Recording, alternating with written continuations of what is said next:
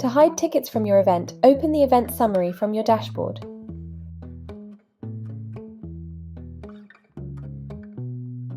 Head to Edit Event and Tickets and scroll down to the Create Ticket Types section.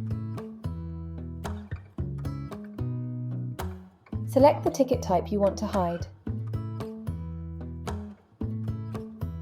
Click Advanced Settings. There are two ways to hide tickets. First, you can update the status to Hidden.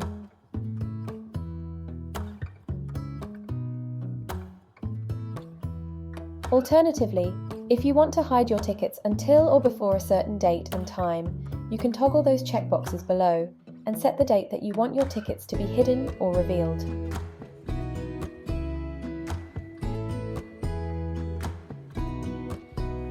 When you're done, click Update Ticket Type